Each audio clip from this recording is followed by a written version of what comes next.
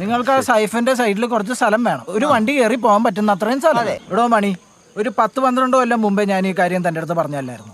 അതല്ല കുസ്തപ്പെട്ട, നിങ്ങൾ ഈ മീറ്റിംഗ് കഴിഞ്ഞപ്പോ ഐശ്വര്യമായിട്ട് ഇവിടെ നിന്ന് തുടങ്ങാന്ന് വിചാരിച്ചു. നിങ്ങൾ ഐശ്വര്യമായിട്ട് അങ്ങോട്ട് തുടങ്ങിക്കോ.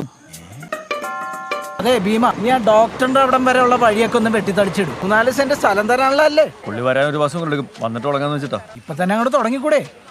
പുള്ളി വരുമ്പോ തന്നെ അങ്ങോട്ട് വൃത്തിയിൽ കാണാല. അമ്മമാരെ വഴി വെട്ടി വെട്ടി നമ്മുടെ പറമ്പിന്റെ അവിടം വരെ എത്താറായി. അവിടെ ചെന്നിട്ടേ ആ പണി അങ്ങോട്ട് നിർത്തി വെച്ചേക്കാൻ പറ. ചേട്ടായല്ലേ അമ്മമാർക്ക് സ്ഥലം വെറുതെ കൊടുത്തത്? നാട്ടുകാർക്കും ഗുണം വേണം, നമുക്കും ഗുണം വേണം. അന്ന് ചെയ്തത് അവർക്ക് ഗുണമുള്ളത്, ഇന്ന് ചെയ്യാൻ പോണത് നമുക്ക് ഗുണമുള്ളത്. അതെ, പണിയൊക്കെ നിർത്തിക്കേ.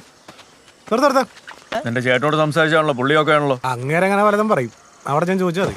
നാട്ടുകാർക്ക് ഒരു നല്ല കാര്യം ചെയ്യാന്ന് വെച്ച അളിയനും അനിയനും പെങ്ങന്മാരും അവർക്കും കൂടി അവകാശപ്പെട്ട സ്ഥലമാണെന്നും പറഞ്ഞു. നിങ്ങളൊക്കെ കൊസ്തേപ്പിനോട് ക്ഷമിക്കണോടാ. ചാവാൻ കിടക്കുന്ന ഡാഡി വരെ പറഞ്ഞു. ഇതുവരെ നടന്നു പോയന്മാരൊക്കെ അങ്ങനെ തന്നെ പോയത്.